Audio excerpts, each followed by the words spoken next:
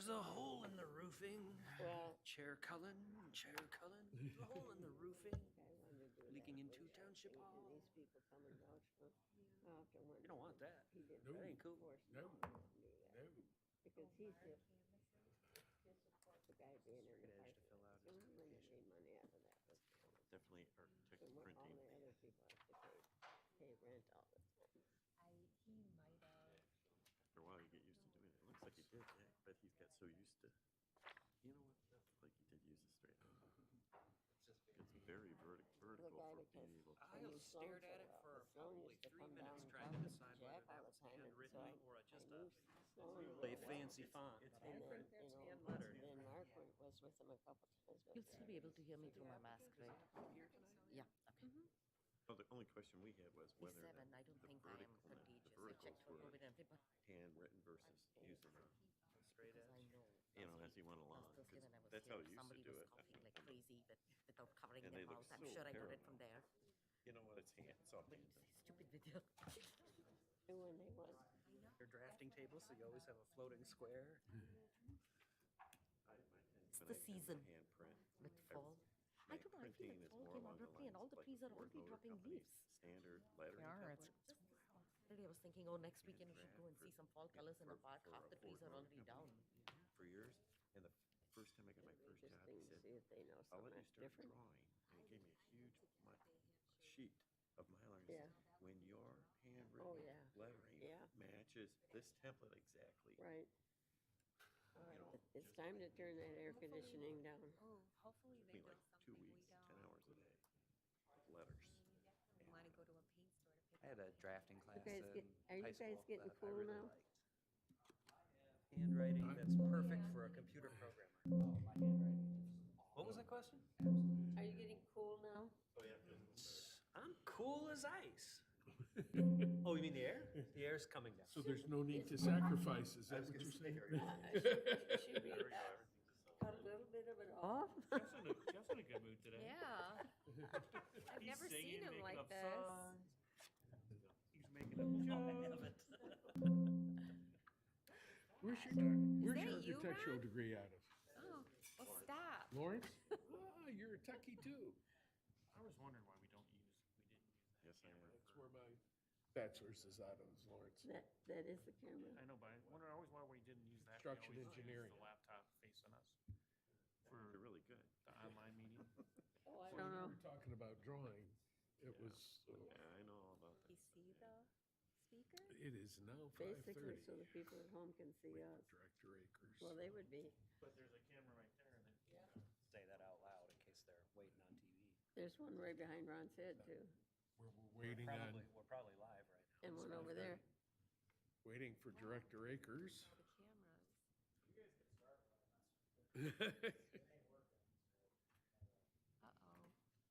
Uh-oh. Uh-oh.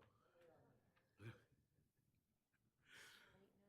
Okay, at this time, welcome to the Charter Township of Van Buren Planning Commission. It is Wednesday, October 23rd, 2024. And at this time, I'm calling meeting to order. Could we all rise for the Pledge of Allegiance? I pledge allegiance to the flag of the United States of America and to the republic for which it stands, one nation, under God, indivisible, with liberty and justice for all. And with that, roll call, please. Sherry Budd, Here. Bernie Grant, Peter Creel, Here. Medina Atchison, Jackson Paul, Here. Jeff Jar, Here. Brian Cullen. At this time, we have an agenda before us. Do we have any action on the agenda? I make a motion to approve the agenda as presented. Support. We have a motion to approve the agenda as presented and to support. Any discussion? All in favor signify by aye. Aye. Any opposed? We also have in front of us the the minutes from the meeting of October 9th, 2024. Do I have any action on that? Mr. Chair, move to approve the meeting minutes of October 9th as submitted. We have a motion and support for accepting the minutes of October 9th, 2024. Do we have any discussion? All in favor signify by aye. Aye. Any opposed?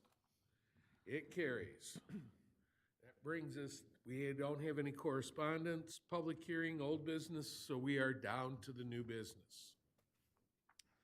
Are we ready there, Director Akers?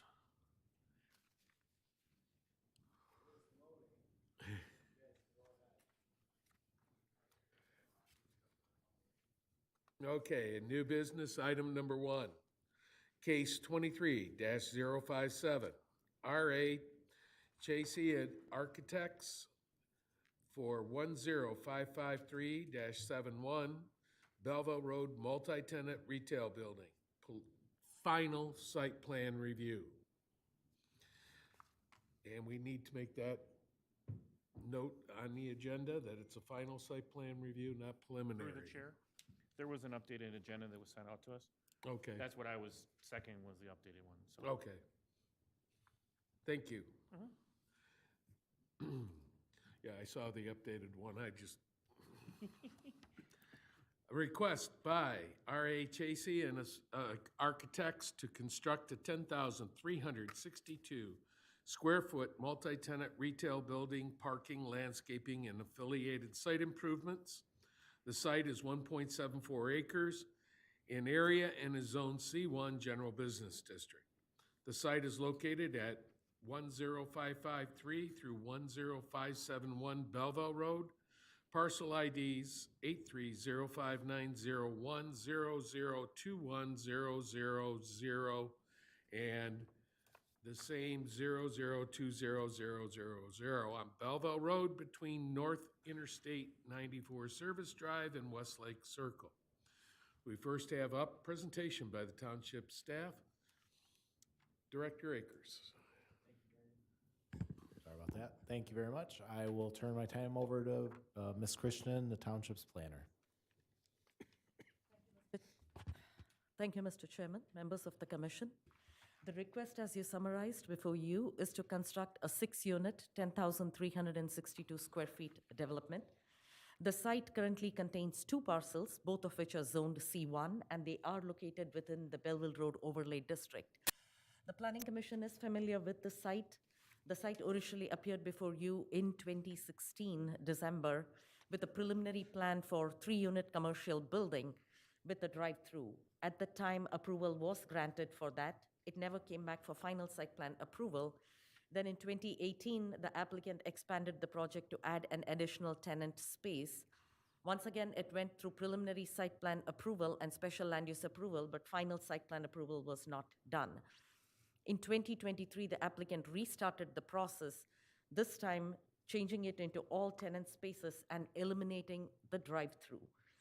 The special land use approval was already granted for the drive-through, and special land use runs with the land. So the special land use approval for a drive-through is with the parcel. However, if the applicant should ever choose to put a drive-through in there, they will have to go through the whole site plan approval process again before the Planning Commission. The Planning Commission, at its meeting in January 24th, granted preliminary site plan approval subject to several conditions. I'll summarize those in brief. First one was combination of the lots prior to issuance of permits, and this is something the applicant can get done before the permits are issued. One of the biggest items of discussion on this project was a cross-access easement to Bell Tire to the south and to the property to the north.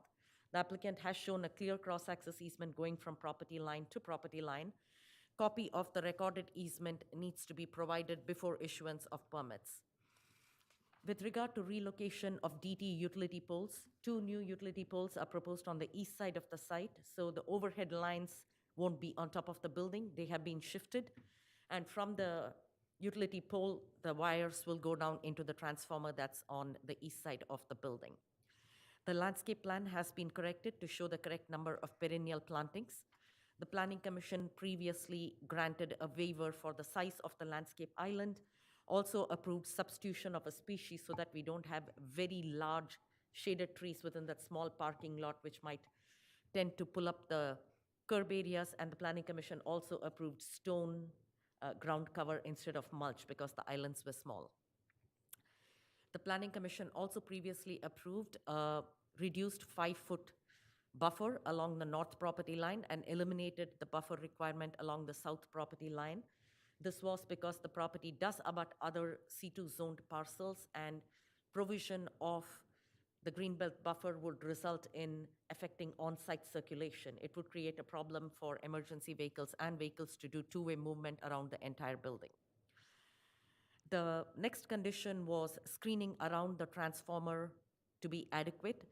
Now, the landscape plan does note the transformer height as 4 feet, and they have shown shrubs and ornamental grasses that have a height anywhere from 2 feet to 2.5 feet around the transformer. This is not enough to screen it.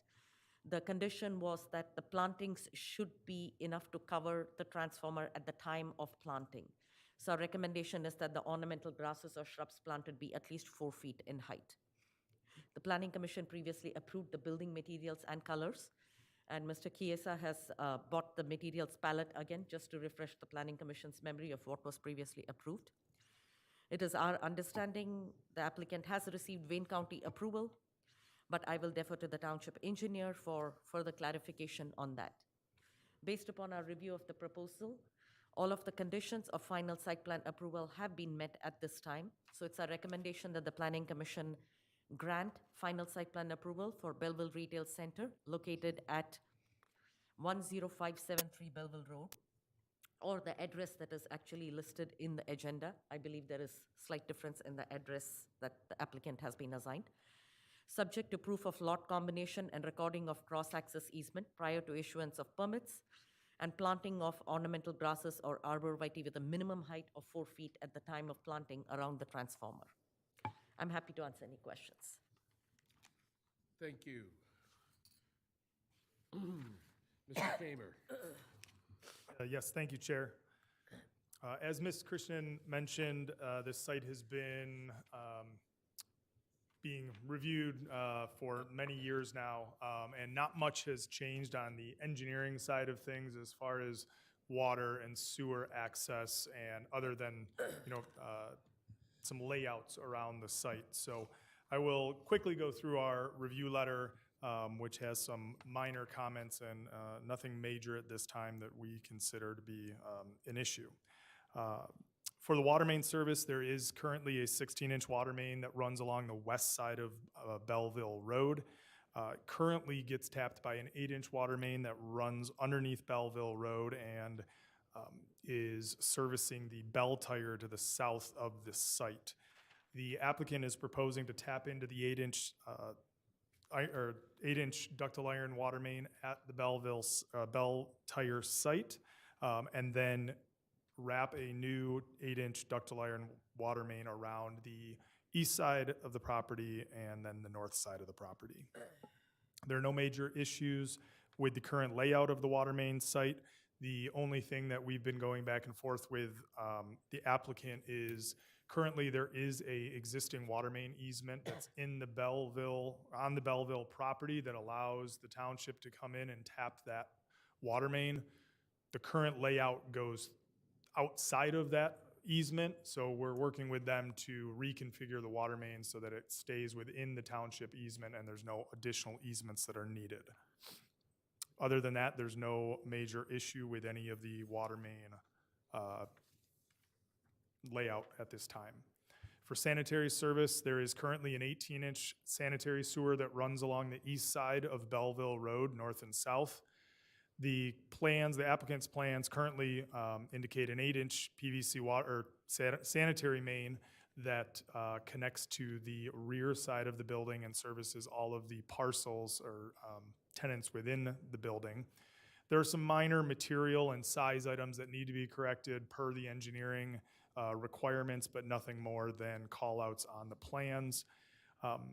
The only major issue that we've had, and this note has kind of been in our letters since the start, when the applicant goes to tap the existing sanitary main, the existing main is approximately 18 feet deep and it runs pretty close to Belleville Road. So we had asked the applicant to provide a little bit more information on how the construction of the tap is going to go. Their response was that they would bring that information to the pre-construction meeting prior to getting started, which we are okay with. It happens a lot. They'll get a contractor on site. But we just asked the applicant do their due diligence to make sure that all utility conflicts are considered. As of right now, everything that's shown on the site is correct. But we will require that prior to hosting or holding that pre-construction meeting or getting anything started on site, that they have a engineered plan as to how they're gonna tap into that and kind of retain the existing roadway there. Likely gonna have to close a lane on Belleville Road, far east northbound lane. So no major issue with that. We've done it on similar sites along the same corridor there. Just want to make sure that they're aware of that. The stormwater system, again, we've kind of gone through this multiple times through the many reviews. They will be using a typical collection storm system that discharges into an underground detention basin, which then uses a pump station, a small lift station to pump into the existing Belleville Road Belleville Road storm system, which is overseen by the county. And other than that, we just need to verify that their county permit is up to date per the new and updated plans. And other than that, we don't have any other comments, other than just making sure they get all of their plans, Eagle permits for both sanitary and water main.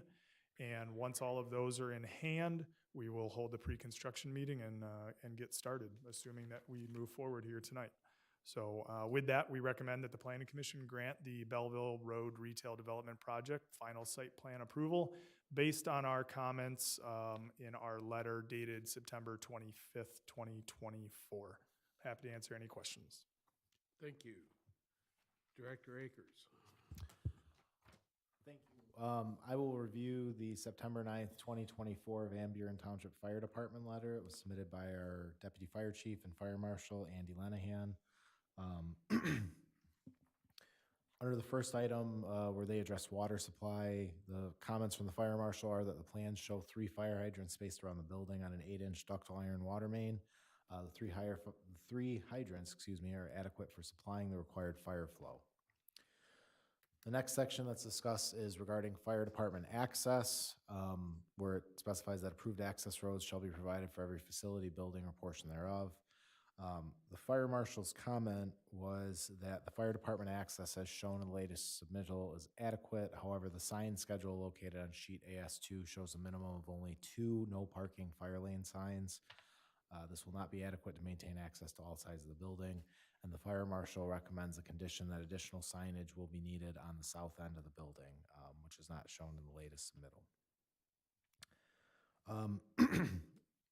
The submittal did also include an emergency vehicle access plan. There are certain items that they had listed under general comments, which the fire marshal indicated they would be able to field verify, which includes the address of the building, that Knox boxes are going to be required for each tenant space, and a gas meter bank shown on the plans are required to be labeled to identify which gas meter covers each tenant space. So that completes the fire department review, and if there are any questions, I'd be happy to answer them. Okay, thank you. And do we have the applicant?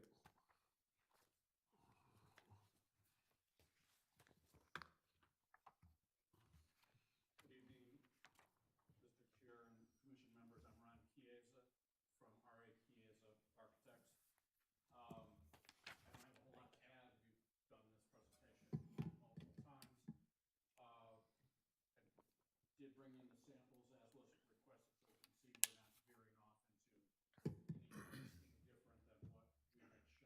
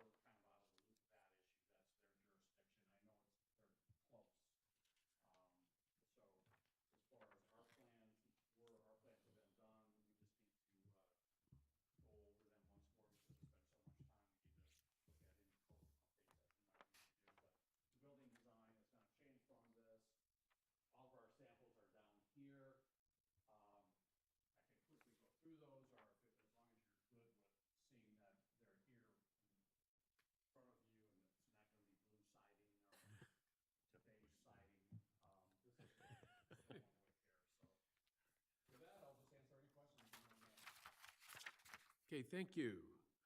Commissioners, questions? Through the chair. Commissioner Grant? Looking at your building elevations and seeing your samples, I noticed that it says exterior wall specs. It shows, it looks like small little graphics of each one of those. But it said, on the remarks, it says coordinate color with architect. It also notes, it doesn't call out that material, it just says concrete block color A. Pre-colored ground face, and it says coordinate color with architect. It seems like if you're gonna be using that material should be noted on these drawings. And it's the same way with the concrete block, color B, modular brick. Both of those, it's all coordinate with architect. And cast stone, the same with that. Same with the fabric awning, the storefront glazing system. You're using anodized aluminum. That's, I mean, it is what it is, right?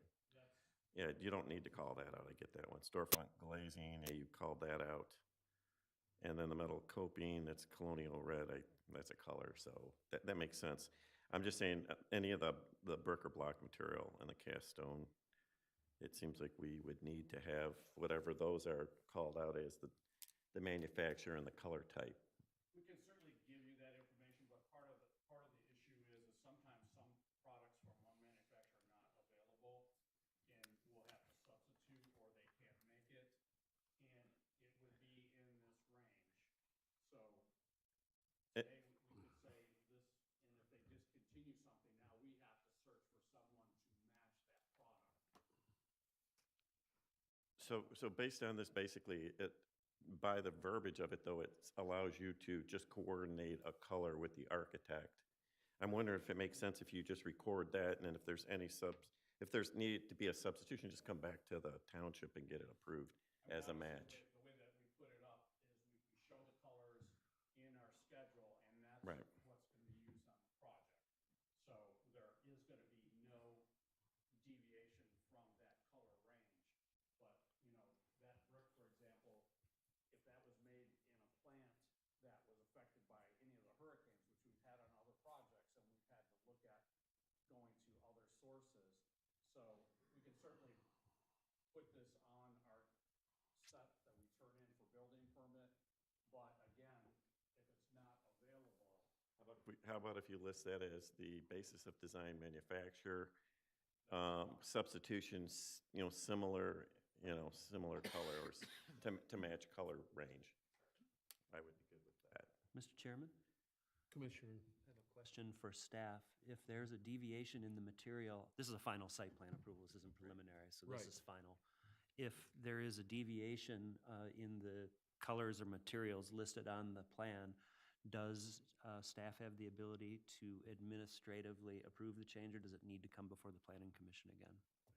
If the planning commission directs staff to take a look at it, we absolutely can make sure it is consistent with your approval. Yeah, I mean, I'm good with that. I just want some kind of record that identifies a starting point other than a Yes. color image on a drawing. That's I all I'm think that is important because the planning commission has required all other projects that have Yeah. come recently before you to specify the manufacturer and the color. Right.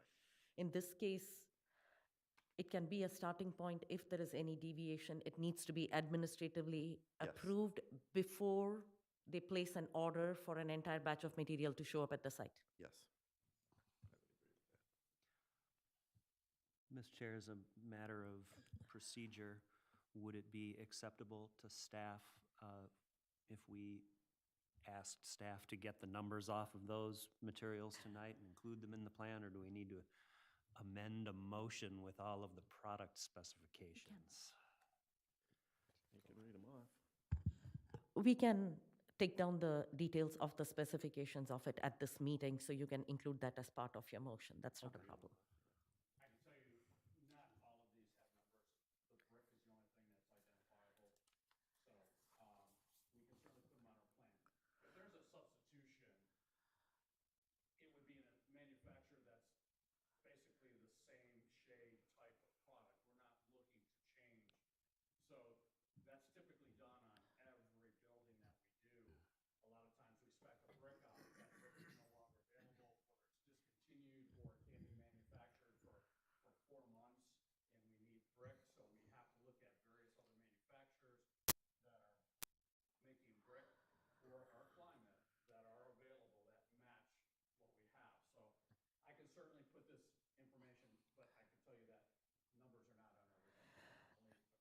Mr. Chiesa, would you be able to leave those sample boards at the township? Is it possible?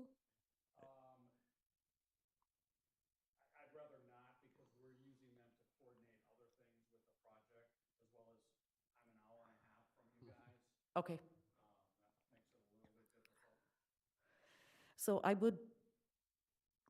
would recommend that when the planning commission places a condition, should there be a problem with the manufacturer or whatever the details is, before you find another sample to substitute it, even if in your judgment it is the same color palette, please run it by the township. And the reason the township is so particular is we have had unfortunate incidents where the architect on the project thought that it was a match, but the planning commission did not see it the same way. We do not want to put you in that position or have the township in the position of saying, take it all out. And we don't want to So, be in that position yep. either. So, basically, we can put all of this, the information and the manufacturers on our color key that we've got to turn in plans for building permit. They can be verified by staff here. But we've gone with the same color palette since on day one, so, you know, we're not here to deviate, we're not here to sleight of hand and change products on you guys. So, okay, we've got this burnished block and we're gonna put EVIS in that's, you know, finished to look like it. That's obviously not gonna happen. All of these products are called out, masonry, burnished block, the brick itself is called out, so, I think it'd be very easy to notice if something like that happened, but I'm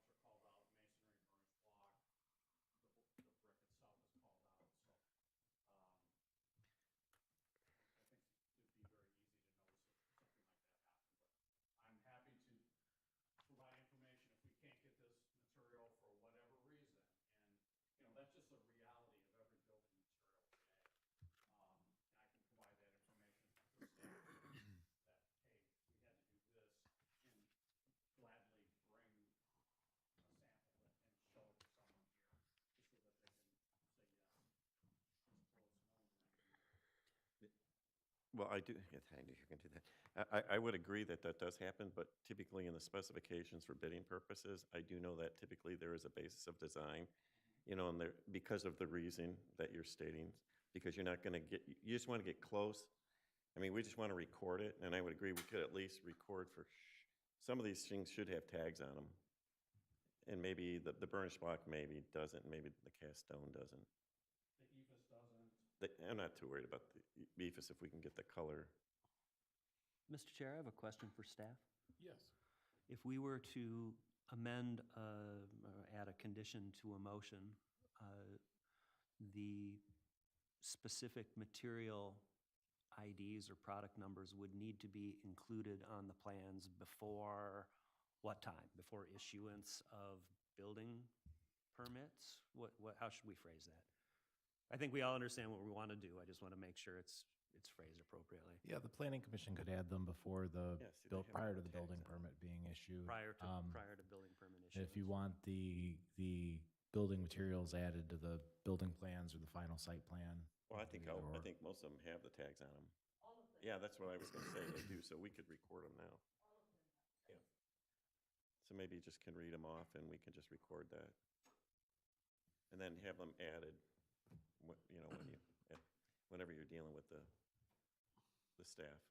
Mr. Chair, I'd like to ask if the applicant would be comfortable with us using those product numbers on those specific materials, or if he would like a chance to go back and check that they're the right numbers before he puts them onto the plan ahead of the building permit issuance. Do you care? That's what you're using? Perfect. Thank you. Thank you, Mr. Chair. You're welcome.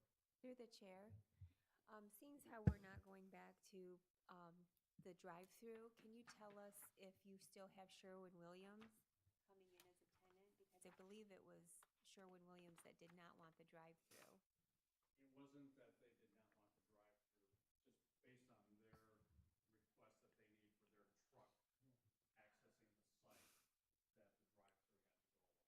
Okay, so they're still coming? Okay, who else do you have as potential tenants? I'm not involved in that aspect, that's the owner with the real estate people deal with that strictly. Okay, thank you. And the brick and everything, it's quite nice, thank you. So the whole plans. Mm-hmm. Very nice. Looks good. Anybody else? Questions? Through the chair. So one of the things that Vidya mentioned for us in her letter was that she was looking for 4 foot or recommended 4 foot or taller at the time of planting for the shade or for the screening of the transformer. It sounded like you mentioned that it was going to be 2.5 foot at the time of planting, would grow up to at least 5 foot during that first season. Any ornamental grass, you'll never find it 4 feet tall. Okay. They cut it down at the nursery, so I've got all kinds of it in my yard, and it's a screen for our pool. It grows up, this tall, so by the time it's planted, it'll grow and it'll hide probably before the project's completed. I'm comfortable with that. I just didn't know if anyone else had concerns or. So just to clarify that too, was it just the ornamental grass? Because on one side there are, it's the BX evergreens. They're listed as 2 foot tall, which they do go to 3 to 4 feet tall. Is it just that, or is it the evergreens as well? The boxwood shrubs are 2.5, but based upon what Mr. Chiesa said, within one growing season, they both will be taller than the unit. So since it's on the east side of the building, if the planning commission is okay with it accomplishing the screening in one growing season, that should be fine. Anybody else? Comments? Commission? Through the chair, I just want to say with Mr. Cushman arriving, could you tell us what tenants are potentially going to be moving into this facility? Yeah. I can say publicly that Sherwin-Williams is committed to the project. I can also tell you that a national pizza chain has also committed to the project. I can tell you that a national smoothie chain is in the process of committing to the project. And then we're having some ongoing discussions with a couple of other tenants, all of which are first-class brands. I think this will be a positive development overall for us. I think we should be able to lease it up. I've been hesitant to go any further until we secure this, and we've got some strict deadlines we've got to meet with Sherwin, so that's really been our priority so far. I think once we secure the approvals, get our signs up, I think we'll even have maybe even better caliber tenants that are going to come around and that want to, because you guys don't have a lot of availability in this market, really. This one line stretches pretty much everything. So it's been positive. Good. Thank you. One last question for the architect, Mr. Chiesa, if I may. Yeah. Mr. Chiesa, when you submitted your planning and zoning application on September 26, 2023, did you handwrite that? Yes, That's your handwriting? You have excellent penmanship. Thank you. Thank you. We were wondering. Thank you. That's my last question. Okay. Anybody else? Comments? Okay, is there anything from the public? Any comments from the public? Yes. Please step up, leave your name, address. Hello, I'm Stephen Dark, 8804 Ironwood. Beautiful building, beautiful project. Glad to see it. My only discrepancy really is I'm hoping that the owner is well aware that the project is in Van Buren Township, not Belleville. And with that being said, I do hope that that isn't the final name of the project. I'd like to see Van Buren reflected, not, the name Belleville. I get that it's the road, but I'd like to see perhaps Van Buren Retail Center, something like that, so, thank you. You're welcome. That is not the name of it, that is just the project name. Just put that on record. Do we have anybody on Zoom? Mr. Chairman, we have nobody on Zoom. Hey, with that in mind, Oh, Mr. Chairman, I'm sorry. I had one more clarification. What is the address of the location exactly? It seems to be different on the agenda versus on the application. Is the address 10553 through 10571 now? Did that get updated? I think because there are multiple tenant spaces, they were assigned multiple addresses. When we originally reviewed, it was 10573. So I believe what's on the agenda is probably accurate. Thank you. Anybody else? With that in mind, do we have any action on this item?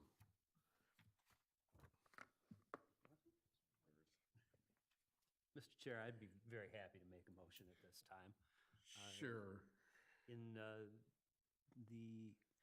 case 23057, I move to grant the applicant R.A. Chiesa final site plan approval to construct a 10,362 square foot multi-tenant retail building, parking, landscaping, and affiliated site improvements at the site located at 10553 through 10571 Belleville Road. Based on the analysis and subject to the conditions detailed in the McKenna letter dated September 28th, 2024, the Fishback Engineering letter dated September 25th, 2024, the Van Buren Fire letter dated September 9th, 2024, with the additional condition that prior to the issuance of the building permit, the material specification numbers shall be shown on the site plan, and that if any material changes are required, after that, they shall be administratively approved by staff to ensure that they meet the intent of the color scheme. Also noting that the ornamental screening plants may not reach the full screening height in the first season, and that is acceptable. I submit for your consideration. Are you planning on reading off the materials? Yes. Thank For the record, I can read off the materials. So it's Grand Blanc Cement Products, burnished concrete block, color Sedona, Glen Gary brick, Lake Braddock is one shade, and Bone Velour is the other shade. Synergy Company's Ephes, fine finish parchment number 342, and Firestone Brands aluminum in colonial red. Much for assisting with the motion. I submit for your consideration. We have a motion by Commissioner Jar, supported by Commissioner Creel. Do we have any discussion on the motion? Seeing none, call for a roll call vote, please. Medina Atchison, Yes. Peter Creel, Yes. Bernie Grant, Yes. Sherry Budd, Yes. Jackson Paul, Yes. Jeff Jar, Yes. Ryan Cullen. Yes, motion carries. You have your final site plan. Looking forward to seeing it. Yes. When do you plan on breaking ground? We're hoping still to get this year. Oh, really? We're in November now, so just kind of revisit that timeline. But our hope was to have the second one getting in, during the winter time and then before vertical ones, the work kind of done in the spring. We'll see. There's still some engineering things that we have to do. Looking forward to having you there. Likewise, us too. It'll be a great project. Glad somebody can do it. Thank you. Moving ahead. Item number 2 on our agenda, excuse me.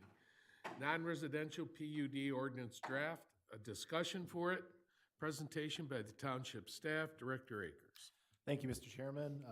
We had asked our planning consultant, McKenna and Associates, to prepare a draft zoning ordinance amendment looking at commercial and industrial plan development districts to give the planning commission the ability to allow for those.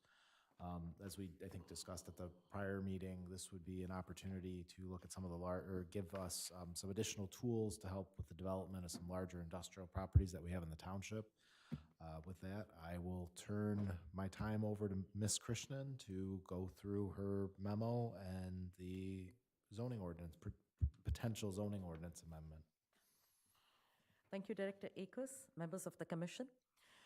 The commission is aware that our zoning ordinance has got provision for planned residential developments. A long time ago, we used to have PUDs, but the PUD ordinance was rescinded. I don't exactly remember at what point of time. It was changed to PRD, which exclusively dealt only with planned residential developments. As a result of which, the developmental tool of PUD is not available to anything that is not residential within the township. Recently, the township adopted the RRC plan. In the RRC plan, based upon public input, we identified several sites which were like high priority, medium priority, and most, if not all of the sites, industrial sites that were identified in the RRC, they were all 50 plus acres in size, and every single one of them had environmental challenges.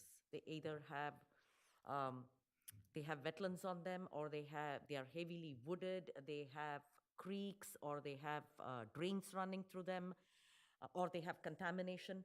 So all of these properties struggle with significant challenges. It is difficult to develop them under the conventional zoning in our ordinance, which is M1, M2. And even if they were developed under the conventional zoning of M1, M2, the challenge is such a development would not pay attention to the environmentally sensitive nature of these parcels. Whereas having a tool like a PUD will actually help give both the developer and the planning commission the ability to modify certain design requirements in order to ensure that the natural features on the property are preserved, or if such parcels are close to single-family residential neighborhoods or high-traffic areas, the planning commission will be able to discuss and get a project in place that will work the best for the community. So keeping that in mind, we came up with a draft language for a PD ordinance. This is called Planned Development Ordinance. This is for commercial, office, and industrial developments only. It is also to be noted that our zoning ordinance definitions for light industrial and heavy industrial, we have discussed this before, they're a little outdated. We still have the classification based upon industrial processes of maybe 2 decades plus ago. The way industrial processing is done and manufacturing is done has evolved a lot in the last couple of decades. Some of the manufacturing is much more cleaner with less effluents in the terms of wastewater effluents, less hazardous materials, less smoke emissions. There is a much cleaner way of doing many industrial operations, whereas our ordinance currently says anything associated with automotive is heavy industrial, anything non-automotive technically is light industrial, which is not the best way. It worked well, it served its purpose, but it's not realistic in the current industrial use category scenarios. Many communities do have PUD ordinances. Most of them have PUDs that cover residential, industrial, commercial, all of them. Since we already had a PRD ordinance, we didn't want to touch what we had because what is in place has worked well for us. We don't want to mess with something that's worked well. So this ordinance is written specifically for commercial, industrial. The structure and the subheadings of this ordinance are exactly the same as the PRD ordinance for consistency. So it doesn't look like we have a different set of regulations if it's residential, different if it's industrial. So the ordinance starts off with intent and purpose, which basically sets forth why we are even looking at creating such an ordinance. It talks about additional considerations. These are the standards. Basically, additional considerations are what should be in the Planning Commission's mind when they look at any proposal for a PD that comes before you. You would be looking at those. And that basically says you will take into account, which should be relevant, perimeter setbacks, berming and buffers, thoroughfares, drainage, utility design, heavy truck traffic, access to commercial and industrial facility, underground installation of utilities where feasible, extent of sidewalks, trails, open spaces, other pedestrian-oriented areas that are insulated from the road, noise reduction, visual screening. So it sets forth a whole bunch of standards that shall be the basis for any project being considered. With regard to modifications, the whole point of a PUD is it's a developmental tool, which in traditional zoning, if somebody comes and proposes something that doesn't meet with the ordinance standards, you have to send them for a variance to the Zoning Board of Appeals. And the bar for the Zoning Board of Appeals is very high, as it should be. Variances should not be granted just because a developer cannot meet the ordinance standards. In case of a PD, they are listed as modifications because a change in a certain regulation might be offset by providing necessary mitigation in another aspect of the site design. Just for example, taking the project that came before you last meeting, I believe, and presented their concept thing. The Planning Commission will have the ability possibly to modify some of the parking placement and other aspects in exchange for a bigger than required green belt along Haggerty Road, because you have the Haggerty sub across the street. In order for the protection of that subdivision, you can grant certain design modifications of absolute numbers to achieve the mitigation effect for what such a development might have on the neighbors. The ordinance currently does already allow you to grant modification from parking, landscaping, and screening requirements basically for any project that's built in. But you will also have PD site area, lot coverage, and building setbacks, lot area, and width. When we are talking about modification criteria, just because a developer cannot meet the ordinance doesn't mean they can come and say, hey, Planning Commission, I would like you to modify this requirement.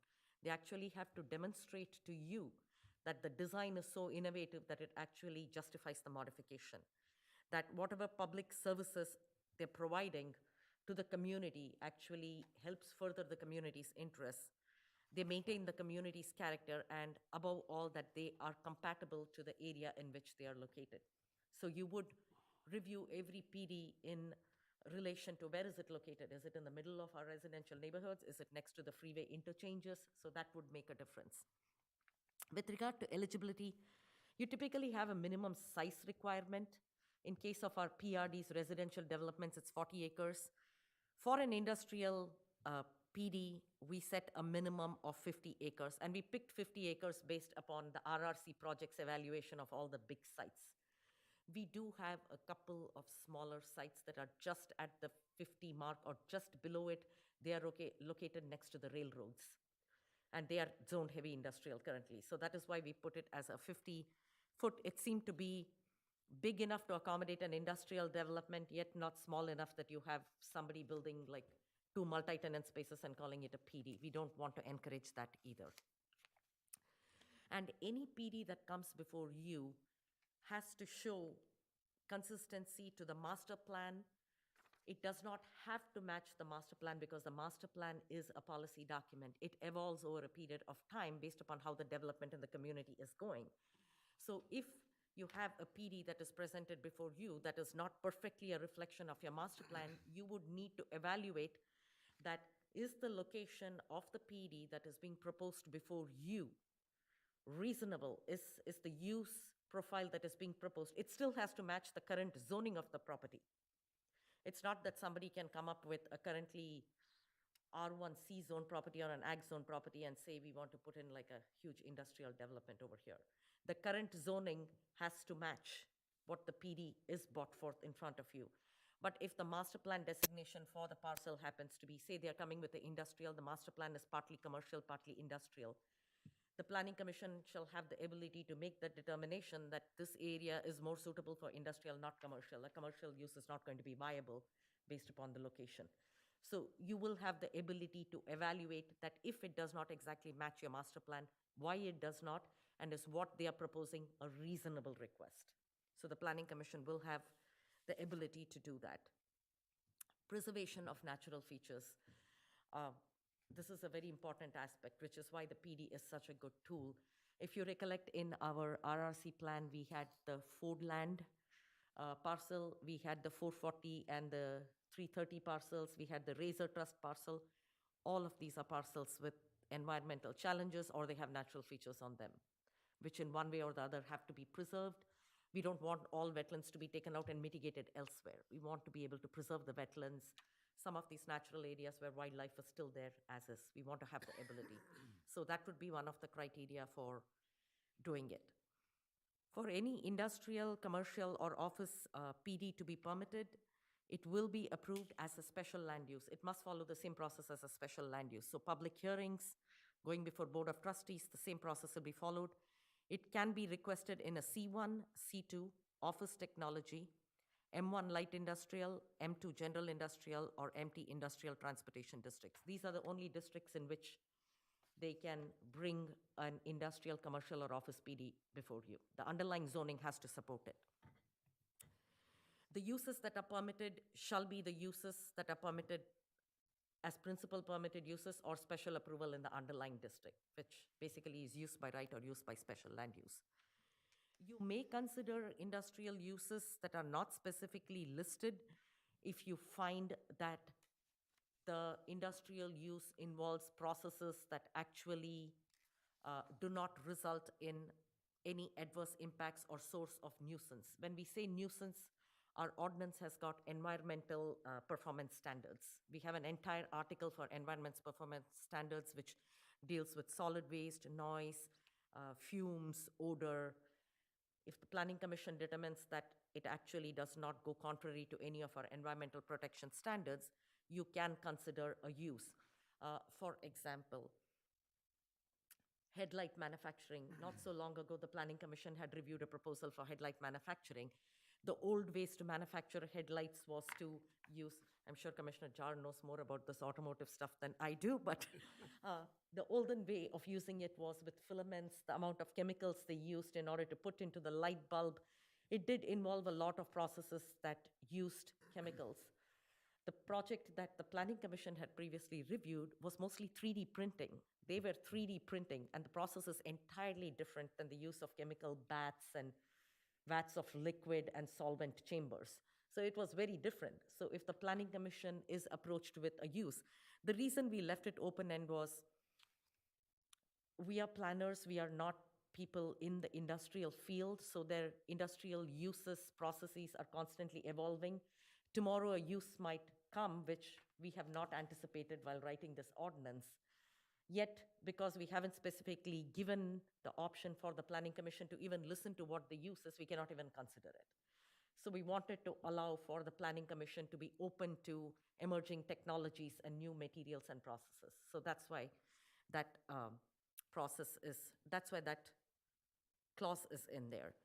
We did add specifically that under a PD, junkyards, truck and railroad terminals, vehicle storage yards, truck repair facilities, mining, excavating, removal of sand, earth, minerals, or other materials naturally found in the earth, and regulated uses, which are sexually oriented businesses, are completely prohibited under a PD. They shall not be considered. Gasoline and diesel filling stations for automobiles and trucks shall be permitted only in conjunction with and as an ancillary to an industrial use. Freestanding commercial gas stations shall not be permitted under a PD. This is to prevent the proliferation of more gas stations.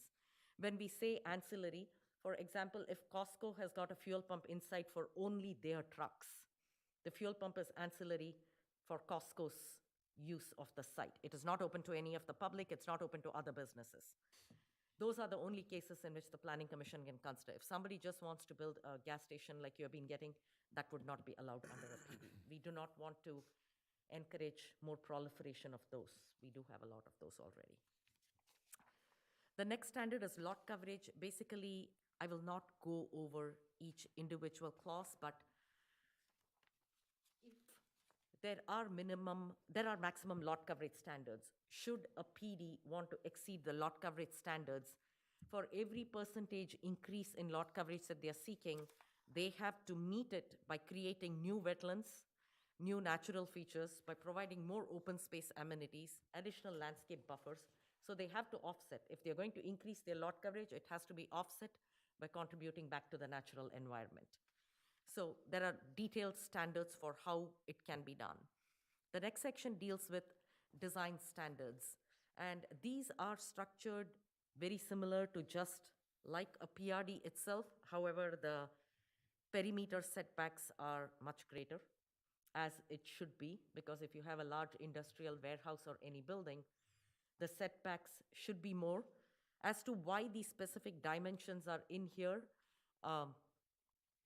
I did not come across any other zoning ordinance that had such robust setback requirements. We put in the setback requirements based on calculation of how wide a green belt can be if a row of parking is provided in front of the building for office uses, and then the building footprint is. So some of the setbacks are 200 feet adjacent to a major thoroughfare.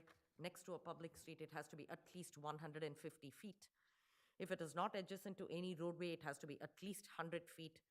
So there are lots of setbacks for both industrial and commercial. Commercial, of course, are less stringent than for an industrial development. We want industrial developments to be functional but far away from the road. Commercial, on the other hand, are for convenience, so for pedestrians and people to come and go, so they will be closer to the street. Similarly, we have requirements for parking and loading, and we did specifically add dock to floor area ratio, and this is an exact reflection of the definitions that are currently in our zoning ordinance. We put it in here in order to strictly ensure that truck terminals will not be permitted over here. That is another development like Costco cannot come as part of a PD. Costco is a truck terminal. Those kind of uses would not be permitted under a PD. This industrial PD envisions more of clean manufacturing, warehousing, those kind of uses. We are not looking for something that is strictly based only on creating massive truck traffic. So that's why the dock to floor area ratio is still included in here.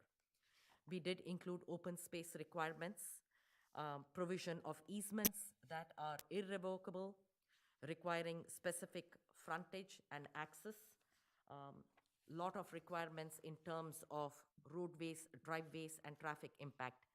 Any project that comes before you as a PD will have to submit a detailed traffic study. This is not a traffic impact statement. That is, it shouldn't just be trip counts, like, you can take the IT manual and say there are so many trip counts out of the site, so many. This actually has to be a detailed traffic impact study done by a traffic engineering firm where they actually put the car across the road and they actually count trips. It has to be real hard data. Based upon that, they need to come up with recommendations and make roadway improvements. So a traffic study is mandated under any PD. Pedestrian circulation and sidewalks, our current ordinance will be applicable. Our current ordinance is very thorough in requiring sidewalks, so the same thing will continue into this. Utilities too are required to be underground, like it is for everywhere else. Natural features, landscaping and lawns, we have provisions for those also in the ordinance. With regard to existing structures, this portion is included based upon when Subaru went in, we had that Harold Smith Farm located at the corner. If we have any historic structures or existing structures that have cultural significance, architectural significance, or have history with the community, they can be preserved as part of the PD and left intact. We want to encourage that. So we are leaving it in there.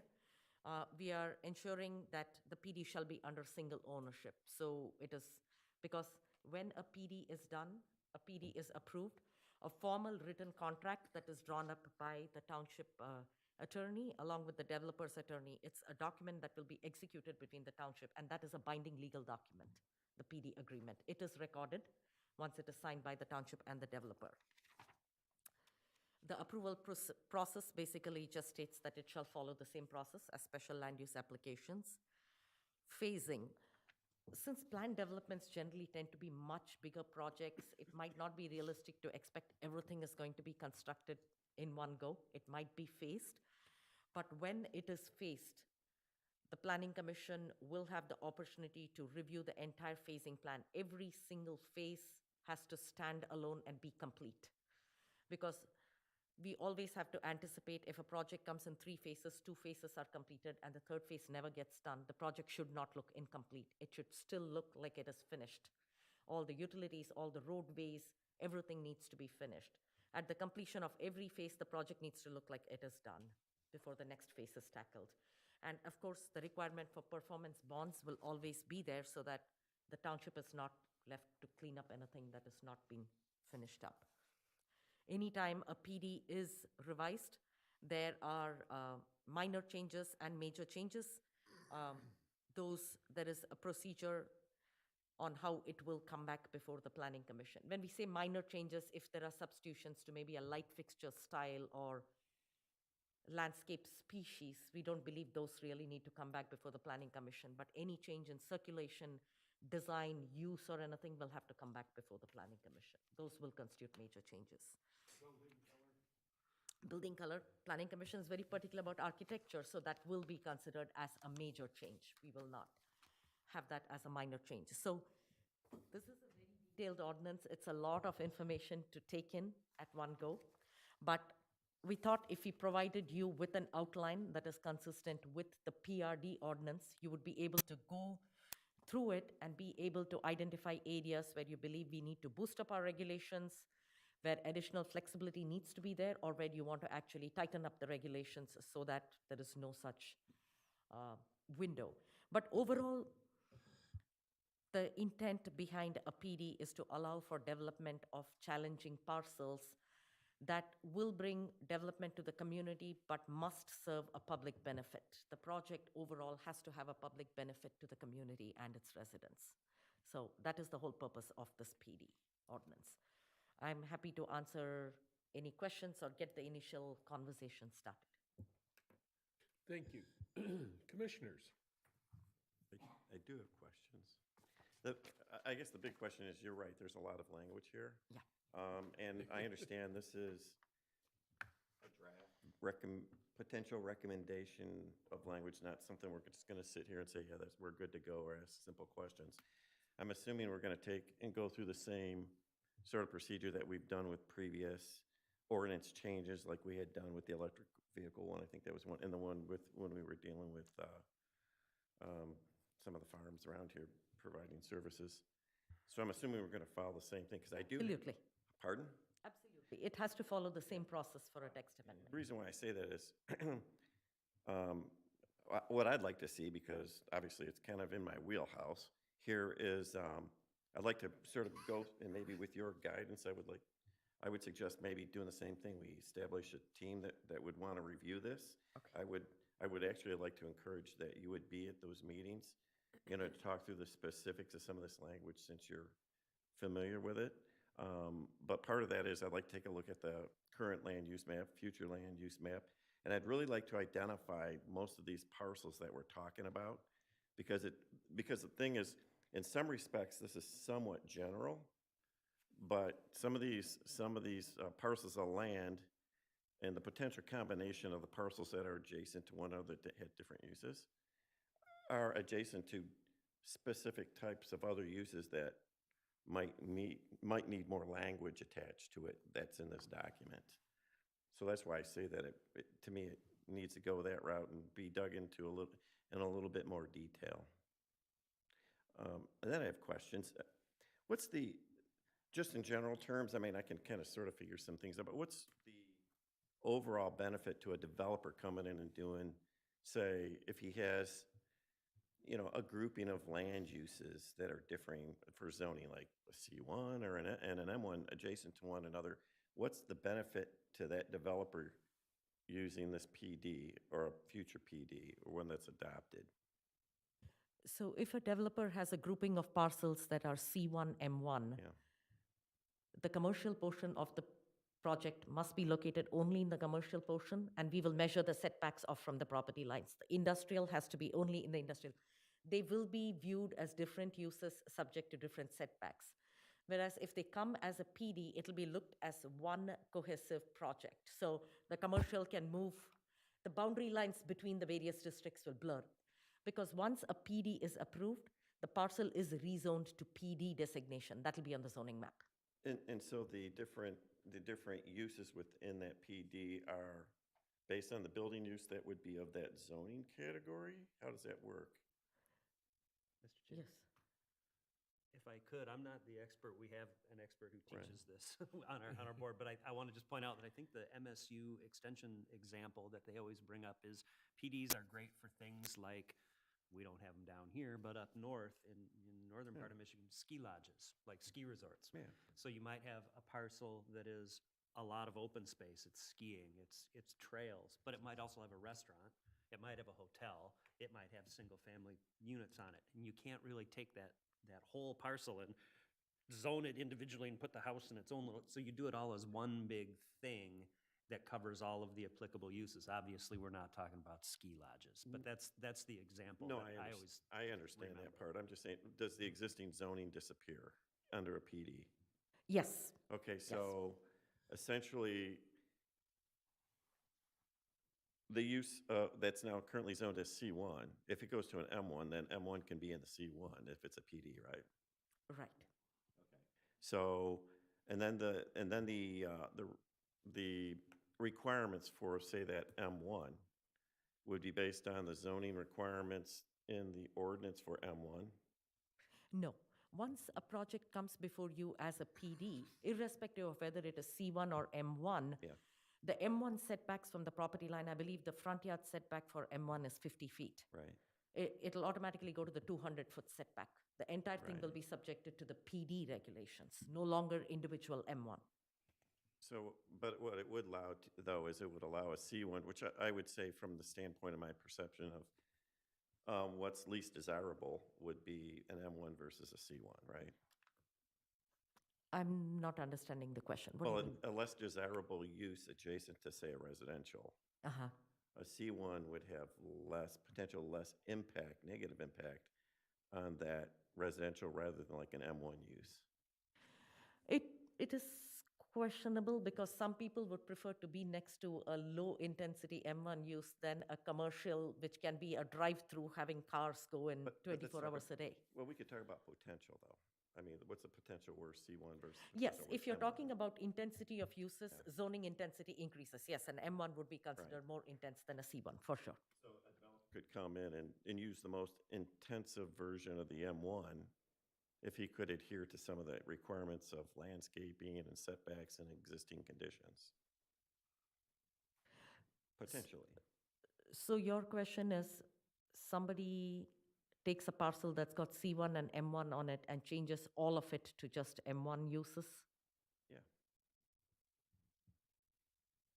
That is something the Planning Commission would review under the PD umbrella. And that's where it gives you the flexibility of saying M1 right next to the frontage is not going to But we work. can't make them not do it.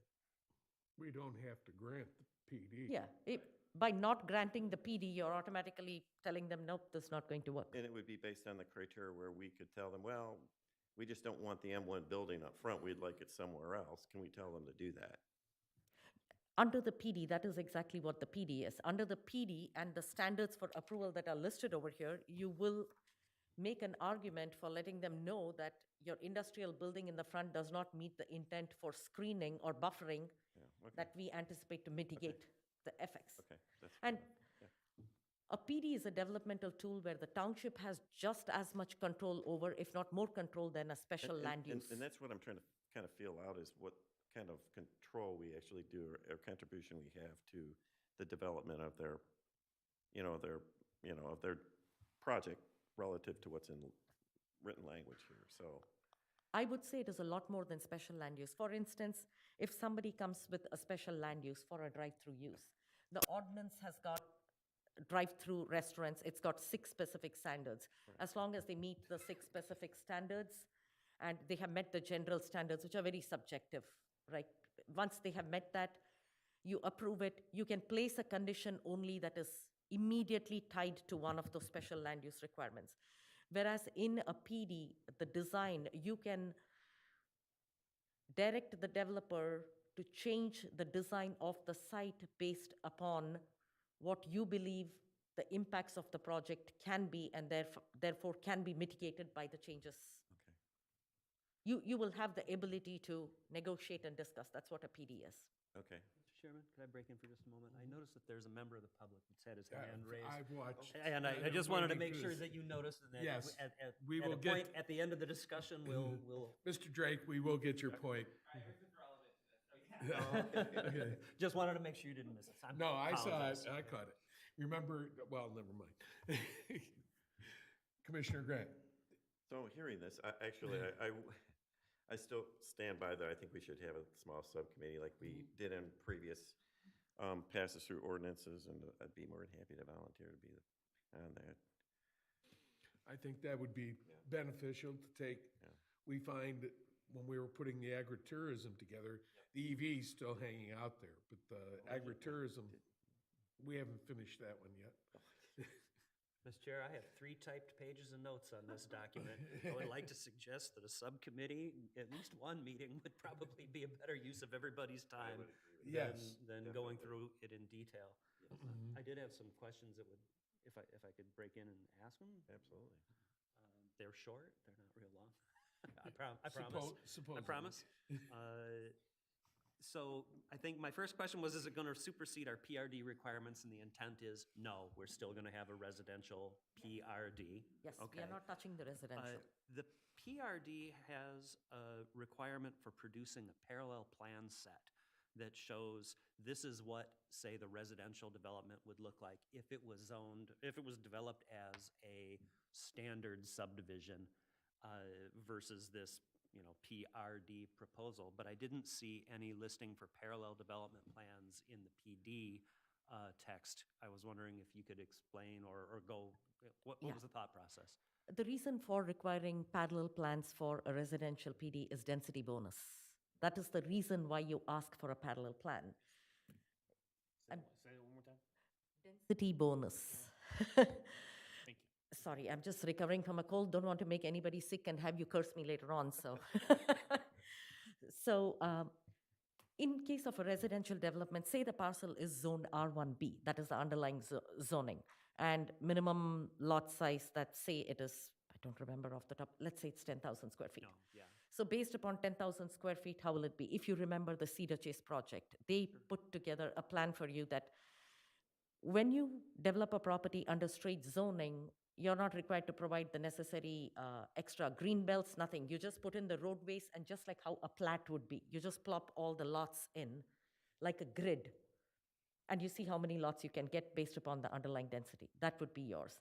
But in case of a density bonus, what you're essentially asking is to be able to make the lots smaller, maybe put in a few other lots, but in exchange, preserve the areas around a creek or preserve the perimeters and so such. It's basically also cluster development. Well, You're I asked- clustering If it. I could interject, I know that in this proposal, you also have a section for lot coverage, which I assume is basically kind of an analog to density, right? We've got an awful lot of trade-offs in this proposed document for doing lot coverage. So I'm wondering why, so why isn't there a parallel plan? Density and coverage are different. Density is the number of units. Coverage is how much space your individual unit occupies on a lot.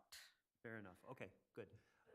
There was a question I had about maximum building sizes. Do we have maximum building sizes for warehousing?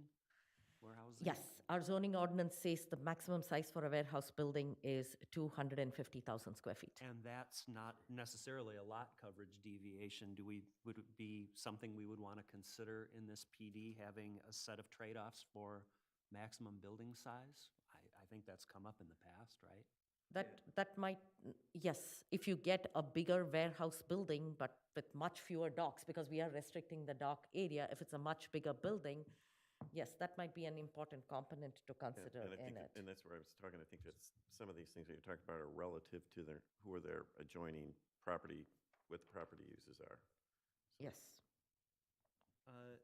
I also had a question about, well, I had some other little detail questions. I didn't understand some of it. One of the points that I wanted to bring up, and I don't want to forget it, was that we have a trade-off for, if you create woodlands, you can get more lot coverage. The way it's written in this document, it's always a 10,000 or might be 100,000 square feet of woods earns you an extra percentage of lot coverage. But I think that the units don't match. It shouldn't be 10,000. It should be a percentage of the lot converted into woodlands, and you get a percentage back as lot coverage. Because otherwise, the math works out such that if you had a very large parcel, 200, you That's a can good make a point. really big lot coverage, and you only have to plant a tiny little forest by comparison. So I mean, there are some little language issues that. That is a very good point, because trying to adapt it from residential to PD, it didn't necessarily translate well.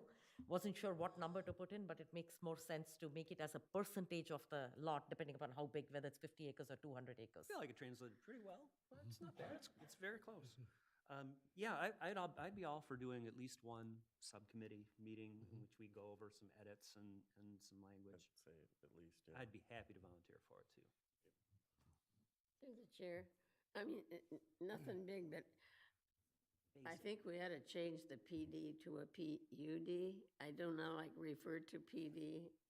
We Police have a department. PRD and this is a pan-urban. So I think all the PDs ought to be PUDD. Okay. Or, I mean, just PUD or Just, that makes more sense. We can call it planned unit development, that's fine, but we can call it planned unit development, commercial office industry. Yeah. Just, And then in one space, it says a PRD has to be owned by one owner. yes. But then in another place, it says there could be privately owned property maintained by the property owners in a PRD. How can that work? Oh, the single usage, yeah, I didn't understand that bit in it either. Yeah. If it's all under one administrative It's supposed to be control, one, how can you have other lots how can you broken have out? somebody having private ownership? And I guess the other thing, if this is gonna go to a committee, I would want them to look at, is that it talks about public walkways through these places. Now, I don't think, like some of the projects we've looked at, certainly does not want people walking through on wood chip paths or, It seems like that may have come from residential, like from a I residential did, one, but I yeah. added in, I think I added in a caveat. If I didn't, I must have missed it, that sidewalks need to be added where deemed feasible, because I do understand some of these industrial PUDs might end up being, for security reasons, they're probably going to be fenced off. So it's not like you can have a member of the public just walking through it. so So it says, I'm sorry, they could be walking trails of wood chips or gravel. those we put in areas which are not open to the, does it say walking pathways? I don't know, because it said the open space amenities, but I don't think that anybody, they might have open spaces, but I do not think they want to supply trails Yes. to people that are wood chips or gravel. That's, Which page are we on? it doesn't have a page number, but it's under open space, probably about 5 pages in. Creation, open space amenities, number 2. Yeah, 6.508, open space requirements, provision 2 under, I think, irrevocability? Is that the one we're looking at? Provision for privately owned open space in a PD to be maintained by property owners? Then interest in, like, how do we even have more than one property owner? I don't know. I mean, in the back, it says you can't, but in the front, it tells you what you do with one. And then they're talking about bike racks and Because it's for commercial also. If the front page has got commercial, which is why we left the bike racks in. Remember, this is not just industrial, it's industrial, office, and commercial. you're talking about the difference could be between commercial Yes. or somebody that was doing warehousing Exactly, or exactly. whatever. Exactly. So if it's a commercial developed PUD, if it's a PUD that has got an industrial component and commercial in front, we would still like to have bike racks in the front for somebody to go to a coffee shop, but not through the industrial. And then on that same page where it says superior building design, I never saw anything that was beautiful and elegant with an EV charging station. We didn't finish that ordinance. No, we haven't. I guess. We got the agritourism, we did not get that one. I mean, I'm probably older than most, but I didn't think EV stations were something that made my beautiful building look prettier. Called site design. When we added EV charging stations, we meant it is more technologically updated site. It's not exactly building design. We put that requirement in because the Planning Commission had comment on the last Ashley buildings. Are all the buildings going to look the same? So which is why we thought maybe we should have something in there to encourage that all these warehouse buildings, big as they may be, have little bit better looking. I'll correct the wording on that, Sherry. The only other thing that I know that I think you and I spoke about the phasing issues and whether we should have stronger language for ensuring that, say, the paving in a phase is completely done before they Right. finish. Where you it know. said that they had two years to do the paving. And we know what happens if a year and a half in the project, they walk away and the paving that was supposed to be done is not done. We face that. I don't think we should give them 2 years to finish paving, because as they go along, if they're doing a phase, the first paving ought to be done and before they get approval for anything else. Which is to say, don't build the roads last in a phase, build Yeah. them first in the phase. We Yeah. were wondering if we could get, since we've run into that recently. We can correct the language. I'm not sure I agree with that, but Why not? well, it just depends on the We're in open it depends on the Yes, it we depends. are open discussion. It depends on the layout of the development. I mean, if there's a portion of the development that has a loop road that comes back to another road that lead, I don't think you need to build all of it. I mean, it's just adding unnecessary concrete and paving that maybe they'll never do it, you know, and then you just have a road to nowhere. Well, Actually, I mean, why do it if you don't need it, you know? They could just So- do it in a future phase. I think it just Each depends. phase needs to be complete on its own, its roadways, its utilities right. and all that. We wouldn't want to encourage them, say the road goes like a loop and they have buildings placed over there. If they're building only buildings 1 and 2 first, we wouldn't want them to build the whole loop if it's never going to materialize. We don't want them to remove the trees and all in the process either. and then like in Walden Woods, they never finished the paving because they didn't finish Morton Taylor. They did not do that, and that was part of the original plan. It never got done. They built everything else first Right. and then skipped out on the paving. And that was I'm our talking about concern. paving that's on their development, not anything that's relative to public anyway. If it's on their development, why would you care if they do all the paving if they're, in this case, if it's commercial development? And like you're saying, I mean, if it goes through a bunch of trees, you know, and they, you know, their phase, it's 5 years down the road, why is it necessary to build a road to nowhere? You know, if they don't, it makes, Not what we're talking That's about. not- yeah. That's not what we're, Oh, yeah, okay. it's like in some of our PRD developments, I that's think we different, had yeah. developers come in and put down the scratch coat asphalt under the logic that they would be moving trucks in and out during construction. And then when Right. the construction was complete, they would happily come back and lay down the other 3 inches of asphalt that was required in the plan, and they never came back. And Yeah, now we have had people that in, what, Yeah, that's what I think Yeah. we're talking about. Yeah. yeah. Is that Hickory Woods, possibly? Hickory Woods, the northern part of it. I don't think the Sounds- roads are complete. That sounds right. Right. Could be. That was our concern. Right. that Maybe we wanted to tighten that up in the language.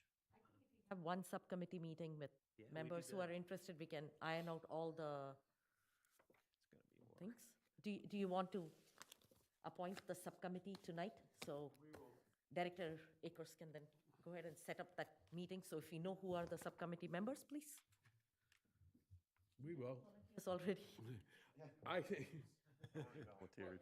Commissioner Grant, was that you that voted? Okay. I'd be happy to serve. on it. Anybody else to serve on? I'd be happy to. Okay, we can't have more than 3. We get into a quorum. Somebody's biting at the bullet to get on it. But if you need somebody, I'm happy to. No, that's fine. So we will have Commissioner Jar, Commissioner Grant, and Commissioner Creel serve on the subcommittee. I do have a couple of quick questions, though, concerning that. It's, if we granted some of those modifications on a PD, would that establish precedence for another one that would come along that you said each PD would then be individually on its own merits? Absolutely. Each PD is a standalone contract. So when you grant a modification, the modification will actually be put into a PUD contract that will be executed. So every PUD is completely different from another PUD. There is no comparison. Which if you really wanted it to the front end of the PUD, right, or the PUD description, the intent. PUD is a unique tool. You wouldn't need to even add it in. It is understood. No 2 parcels that come for a PUD can be identical. I mean, it's actually, it's not just a tool that our planner is making up. It's MCL Section 125-3503 of the Zoning Enabling Act allows us to have planned unit developments, and there are conditions we have to meet in order to be able to put them in our local ordinances. So it is a very well spelled out tool in Michigan law. So I think it's a valid concern, and I think it is called out in the Zoning Enabling Act. And is it part of our master plan? Does it have to be included? The PUD is part of your zoning ordinance. It'll be part of the zoning ordinance. It's a zoning text amendment, so it'll be part of your zoning ordinance. Yeah. No, the only reason I was suggesting adding is because you have lay people that read it. It's not a legal issue. I did have one other question. That would be the group that we had do the presentation for the Haggerty and road development. Would they be eligible for a PD? Because most of that was warehousing and truck They look like truck terminals. development. Yes, they will, as long as they don't have truck terminal, they would be eligible for it. What classifies as a truck terminal? A dock to floor area ratio. Any facility that has got one dock serving less than 4,000 square feet of floor area makes it a truck terminal. Okay.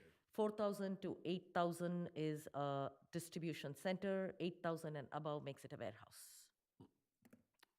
Okay, thank you.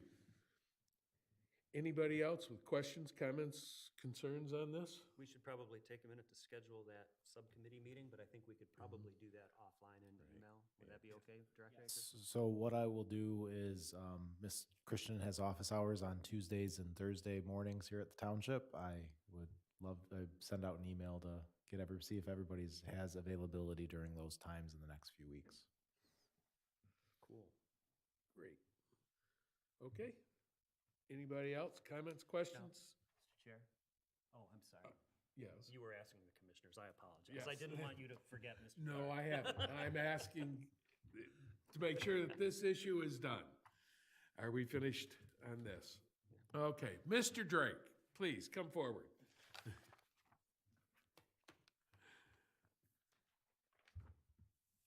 Hello, me again. Actually, it's Dark. D-A-R.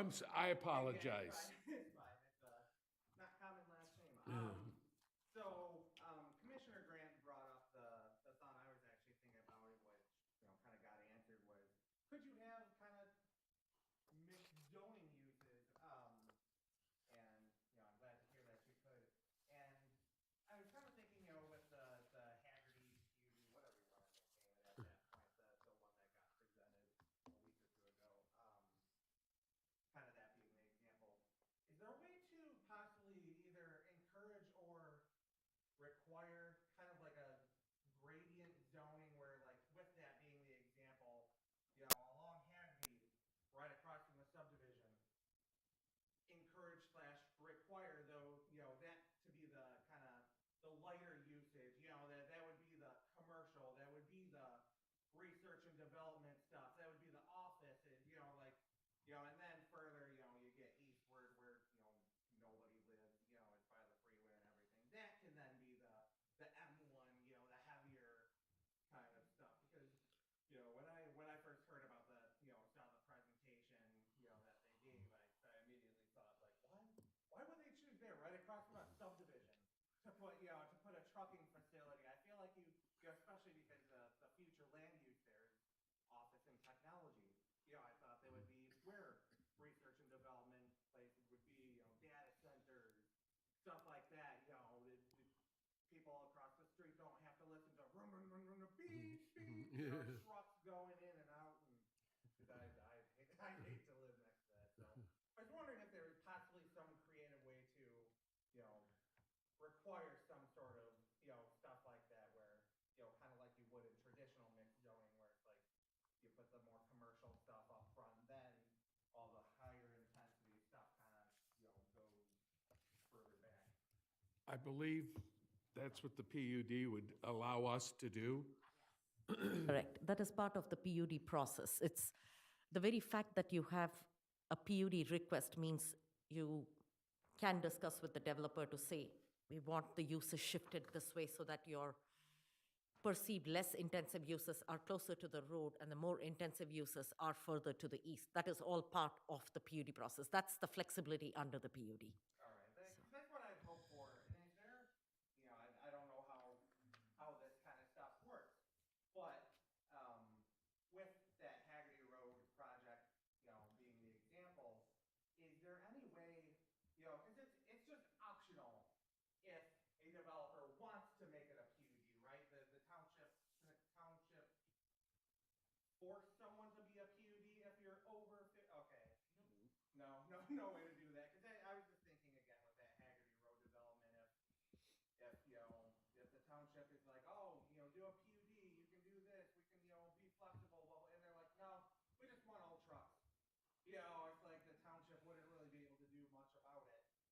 Property owner has got a right to develop their property under the current zoning. A PUD gives them some benefit, but has to benefit the township and provide a public benefit in exchange. So it's a give and take in a PUD, but anybody can develop under straight zoning what their property is zoned for, that the law allows them to. All right, those are all my questions for now. Okay, thank you. Okay, moving ahead, we have item number 3, various zoning ordinance changes discussion. Chairman, so the whole purpose of this conversation is to, for lack of a better way of saying it, to make a punch list of items that we have identified over the last several months with our zoning code that that not only staff has identified as potentially needing to be changed or adjusted, but also that the planning commission has identified as we've gone through some of these site plan review procedures that they would like us to take a look at and start to move forward and propose some amendments on. I know in the memo that we had submitted to the planning commission as part of this, we identified some of them, which I know we've previously discussed, which are items that I know we've had challenges with in the past, such as maximum lighting standards, emergency vehicle access for cul-de-sacs, potentially limiting some of the number of gas stations at road intersections and drive-through stacking spaces. But I wanted to ask the planning commission to have this discussion in order to highlight some of the other ones that may have came up or some other items that the planning commission may have recognized as having challenges. I know one of the items that it wasn't on the memo that we had discussed, but it it has come up a couple times in the Belleville Road Overlay District. And Ms. Christian, please jump in if I'm speaking incorrectly. Regarding some of the building height requirements that we have, specifically for hotels. We have a 40-foot, we allow 4 stories our Belleville Road Overlay District. We have a 40-foot maximum height requirement in most of our commercial districts. However, the Belleville Road Overlay District allows for or requires architectural features like pitched roofs and different things, which would make it very difficult to comply with some of those height requirements. And so I know one of the discussions that Ms. Christian and I had earlier last week, specifically we were talking to some potential developers about a few different projects, was asking the Planning Commission if they'd be willing to consider a provision in the Belleville Road Overlay District, similar to what we have in our industrial districts, where the further they are set back from the front of the property lines, we, for every 1 foot setback, we do allow a 1 foot increase in the maximum height allowed. I know that was one of the discussion items that we were going to bring up, and I'm happy to hear the Planning Commission's thoughts on that, and of course, any other potential zoning ordinance adjustments that the Planning Commission feels need to be made. So with that, that's really all I have to kick off the discussion. I'm not sure, Ms. Christian, if you had anything to add. No, that is it. And just to add to what Ron was saying with regard to the building height, we encourage pitch roof and architectural features. We do not want flat roofs, but flat roof, pitched roofs with 40 feet building height, allowing 4 stories, basically is 10-foot ceilings. I don't know if you have visited any hotel anytime in the recent past where the front foyer is 10 feet high. The ceilings are much higher. So problem is, they tend to want to build flat roofs because that's the way they can get the height that they want to. We want to encourage improved architecture. We don't necessarily want to change the ordinance to say, yes, you can just have it. Maybe like in industrial sites we have, for every foot increase in building height, your setback shall correspondingly increase by so much. So your building has to keep getting pushed back. So that would be, and we can ask for certain architectural elements that would make the building move. That's not already in there? No, it's not. I'm used to seeing It just says 40 feet or 4 stories, Yeah. which should But it's not 10-foot ceilings. one-to-one. It's not one-to-one. Yeah. The trade-off? No, the 1 foot setback for 1 foot in height, that seems low. Yeah, no, that is there for industrial buildings. We're talking about maybe for commercial, Right, if it's next to the freeway or something, 1 for 5 or, Sure. Absolutely. Absolutely. I think that as with other ordinances, things have to be massaged and looked at. If a hotel wants to come onto the B-RAD district, I think it would be welcomed, but they're not gonna come if our ordinance doesn't have it. And we also, Jeff and I talked about this, I think in the spring. We also need to look at updating it because we don't want the B-Rod to be exactly the same thing. We talk about different architectural, we need, some variations. Not saying move away from the standards, but massaging them and looking at enhancing them because we don't have a hotel on the B-Rod district and we're never gonna have one or any other building that could be close to the road to make it visually more pleasing than everything being the same thing. So,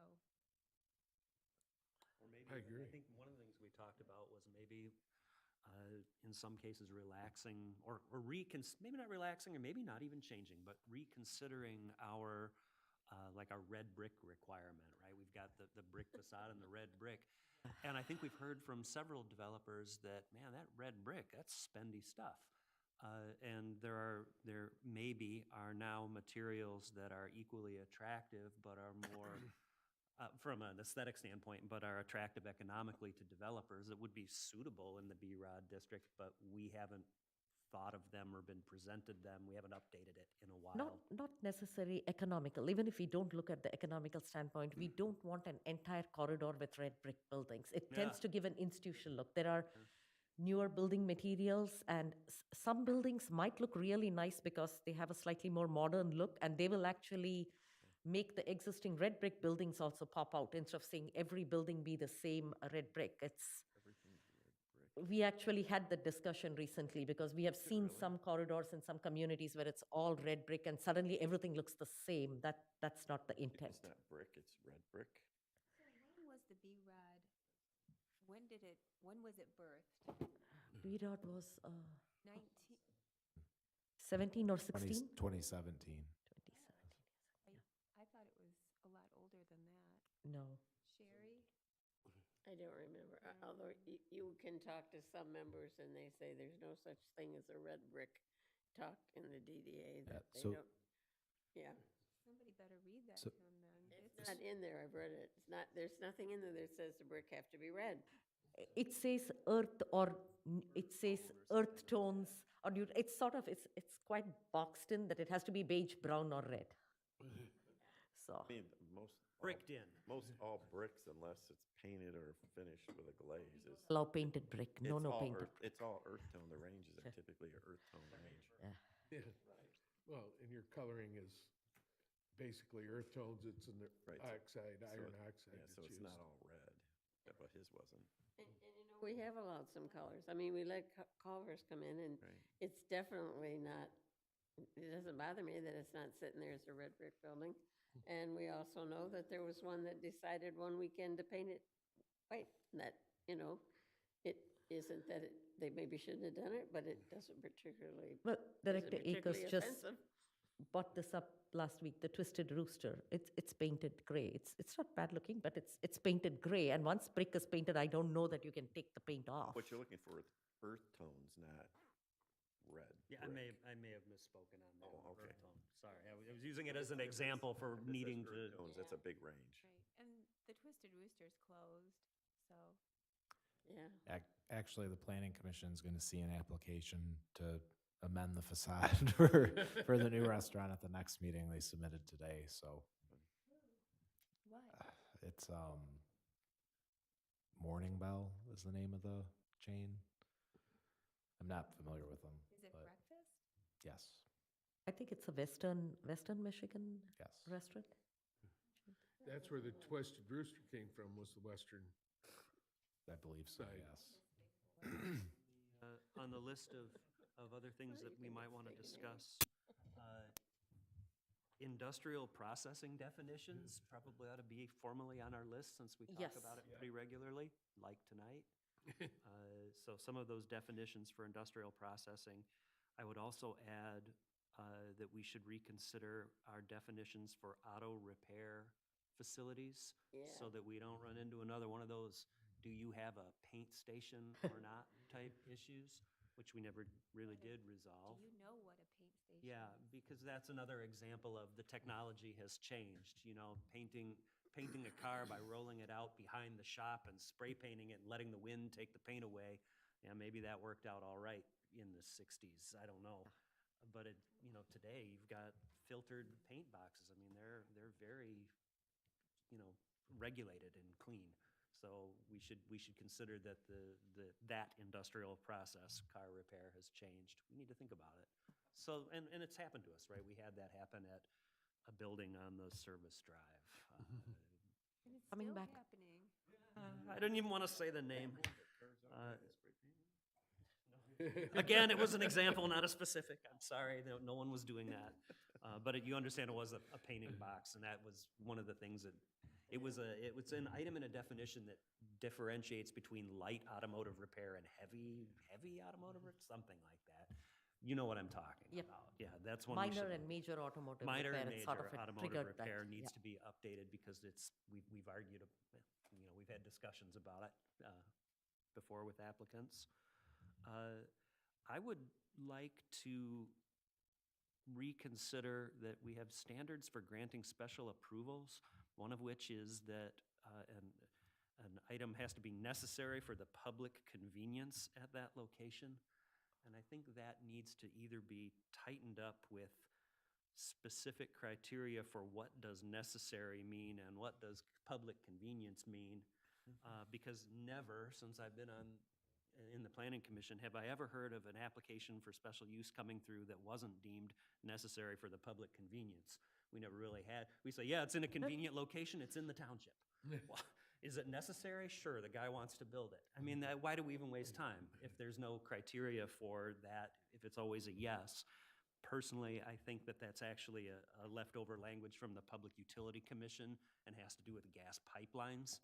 But that's PUC language, and I don't know if it even matters in our zoning, but I would like that condition to be reconsidered, either made tighter so that it matches how we apply it, or straight up removed, or qualified to say, if the PUC says a pipeline has to go in, let's do that. But I think that one clause could use some modernization, because I think it's a term that comes from around 1929, and that's a long time ago for it to still be in our ordinances. I couldn't think of anything else that wasn't on this list that, you know, Ron sent out with maximum lighting standards. Yep, we talk about it all the time. The emergency vehicle on cul-de-sacs, that's come up recently. On a long street with a turnaround, and can the fire truck make it through without knocking over mailboxes, papers on the desk, or snow? So I think that's very good to do. Limiting number of gas stations at road intersections. Hey, maybe that's the necessary and public convenient clause. I don't know, but we certainly don't have any way to limit that if we even can. I think the idea was that once you have 2 gas stations at an intersection, maybe it isn't so good to have 4 at every intersection. And I think that would be a good thing for us to reconsider this upcoming year. And of course, my favorite, which is the drive-through stacking spaces.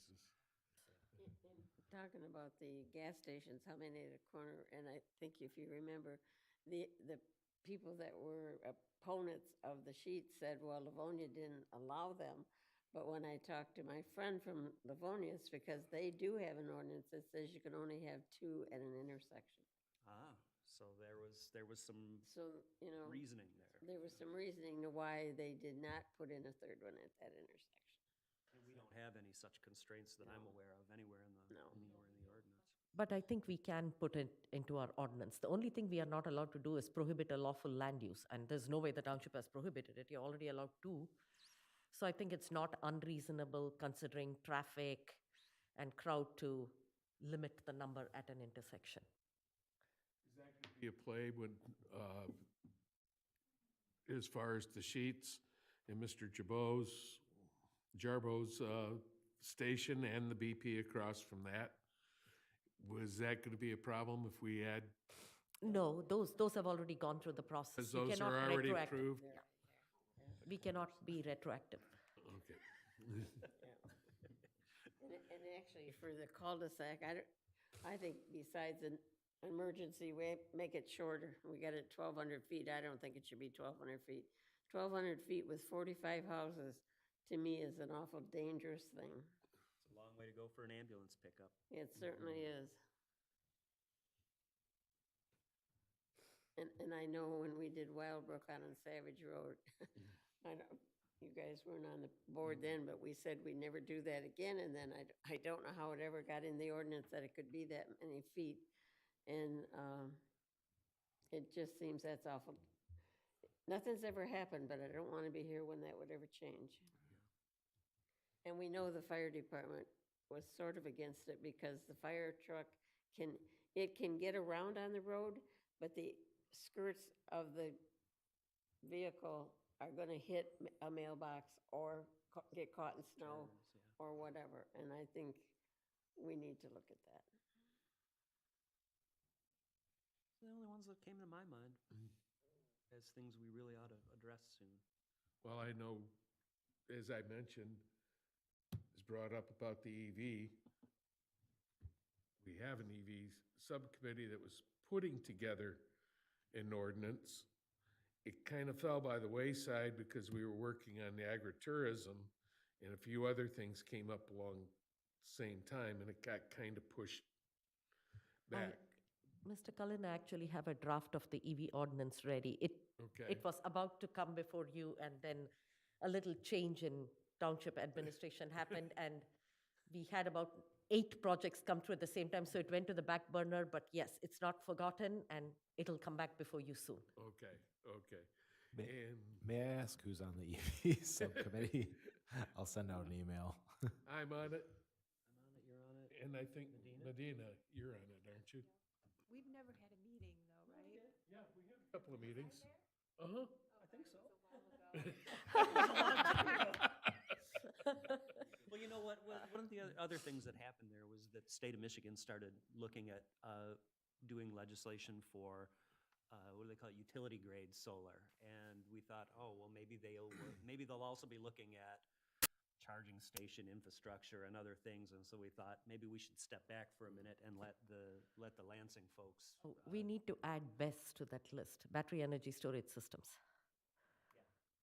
That one, it's a big one. Yeah, so I mean, it's not that we just dropped it. We actually said, hey, we need to just slow down for a minute and see what happens. But I think now would be a good time to pick it back up, certainly this year. One of the main things I would like to bring back before you first, after discussing with Ron, is the lighting ordinance, because now I have project number 6 that has come before us and said, this lighting is very, very low intensity. We simply cannot light the site up safely. And I'm seeing that. So I'm going to try and bring that before you as soon as I can, because our ordinance standards apparently for illumination are way low for public. It's less than 1 foot candle in public sidewalks and all, which is very, very dim. For what kind of uses typically are you? Any seeing it? commercial use, like, so far I have had Kenworth, I've had Ashley, I've had Sheets, Oh. I have Jarbo gas station, I've had McDonald's, I have had Chick-fil-A. Everybody has said the same thing. This ordinance is so difficult. There's no way to comply with it without. The problem is, if our light intensities are so low, they're going to put in so many more poles and so many more wall fixtures, which we don't want. We would rather have fewer fixtures, well-illuminated sites. We are a little bit too low. The fact that nobody has contested it before makes me believe that they're probably over it. They just haven't told us. We don't have a light meter to go and measure it. We just think it's well lit. So I think our ordinance needs to be realistic. So I'm going to bring that before you soon.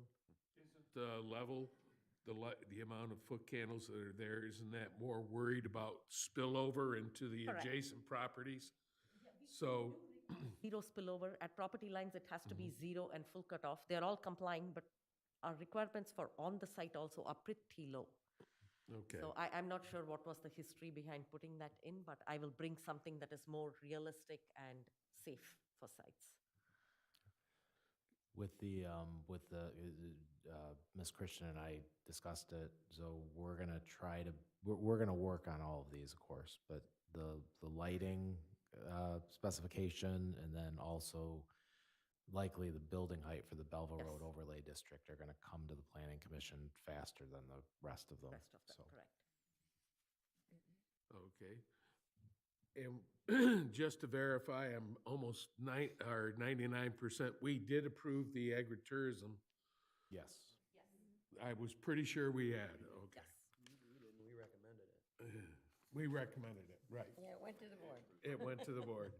And the only reason I'm bringing that up, I know Sumter was interested in getting a copy of that Oh, I'll send them over. Sumter Planning Commission because of all their farmland that's out there to see what we've put together with it. Mr.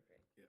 Hey, Mr. Chair, do we have another one of Dark. those community meetings coming up with the tri-community? That was the next thing I was gonna ask. I think it's in January. Do we have it? January 29th. Plenty of time, plenty of time. Thank you. Sorry about that. Yes.